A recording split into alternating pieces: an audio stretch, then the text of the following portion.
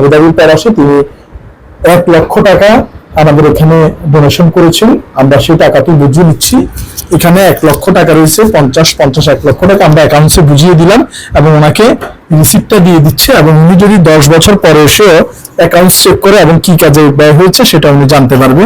শতভাগ স্বচ্ছতা নিয়ে চেষ্টা করছে আমাদের এই কার্যক্রম, কারণ বিভিন্ন অনিয়ম থেকে আমরা শিক্ষা নিয়ে আমরা সামনের দিকে এগিয়ে যাওয়ার প্রত্যয় প্রকাশ করছি।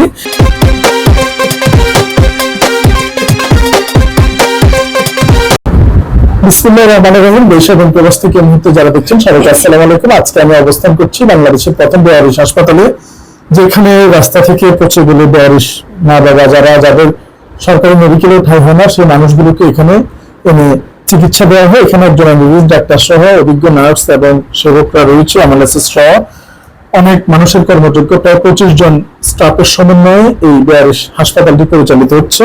আল্লাহ পাক প্রায় 50% রোগী থাকলেও এখনো পর্যন্ত আসলে আমাদের আর্নিং সোর্স ওরকম ভাবে নেই। আমরা চেষ্টা করছি কিভাবে কি করা যায়, কিন্তু আমাদের একটা নিয়ম হচ্ছে কোনো বিকাশ নাম্বার, অ্যাকাউন্ট নাম্বার কিছু বা কোনোভাবে কোনো বক্স নিয়ে কারো কাছে যাওয়া কিংবা সামাজিক যোগাযোগ মাধ্যমে মানুষের কাছে পয়সা চাওয়া, এই ধরনের কোনো সুযোগ নেই।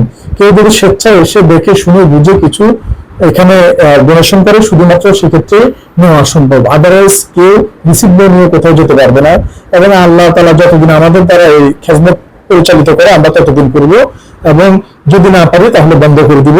কিন্তু কারো আল্লাহ তাআলা যখন মুখাপেক্ষী না করে, অনেক বড় বড় শিল্পপতি, অনেক বড় বড় কোম্পানি আছে, আমরা সবাইকে আহ্বান জানাই আপনারা আসুন, দেখুন এবং দেখে শুনে যদি আপনাদের কোনো কন্ট্রিবিউশন আপনারা মনে করেন প্রয়োজন, তাহলে আপনারা আমাদের পাশে থাকুন। এই অসহায় মানুষদের জন্য, আমাদের জন্য নয়।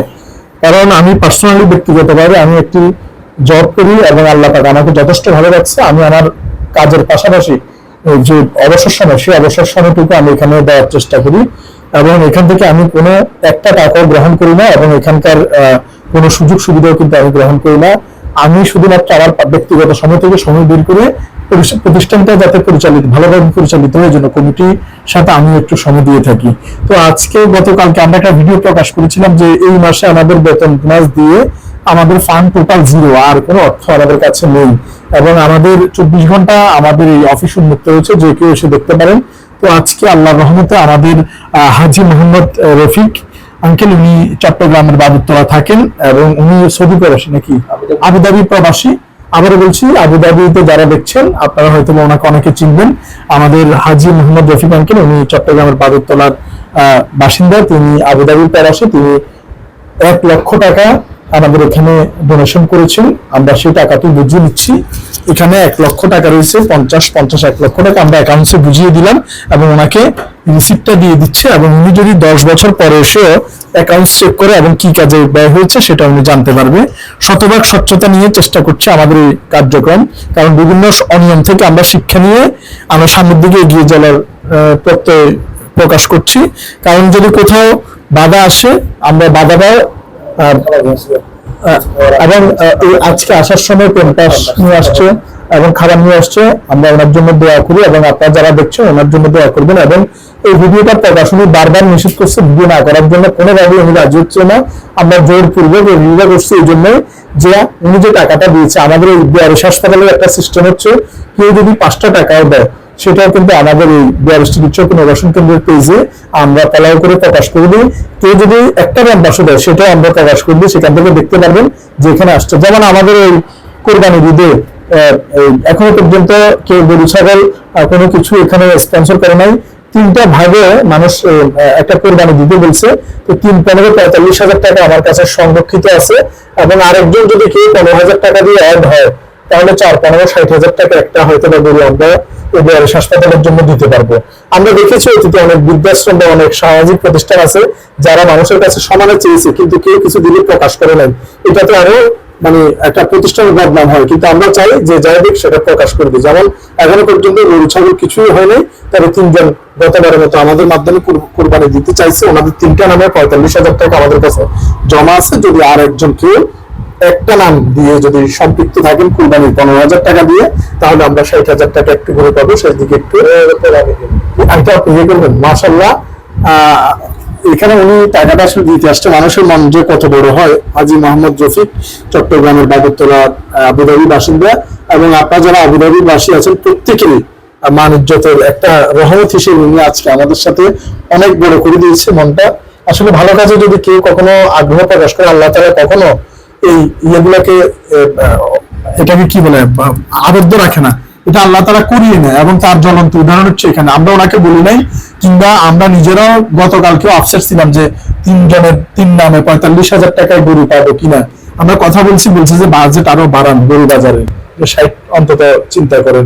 তো আলহামদুলিল্লাহ আমরা ছোটখাটো হলেও যদি একটা দিতে পারি, এখানে প্রায় স্টাফ 85 জনের যে খাবারের আয়োজন, তো আধা কেজি করে মাংস যদি ঈদ উপলক্ষে এক একজনের ভাগে পড়ে, তাও তো প্রায় 40-45 প্রায় মনের কাছাকাছি।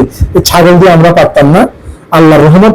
এবং আপনি হঠাৎ করে এসে আপনি তো আমাদেরকে 1 লাখ টাকা ডোনেশন অলরেডি করেছেন, এখন আবার যে 15 টাকা 1 ভাগ কুরবানির জন্য বয়স মা বাবাদের, যাদের ঈদ আসলেও তারা বলতে পারে না যে ঈদ আসছে, ঈদ বলে যে একটা আনন্দের বিষয় আছে, এই মানুষগুলো সেটাও বলতে পারে না। কিন্তু তারপরে আল্লাহর কিছু রহমত তাদেরকে ঈদ স্মরণ করে দেয়।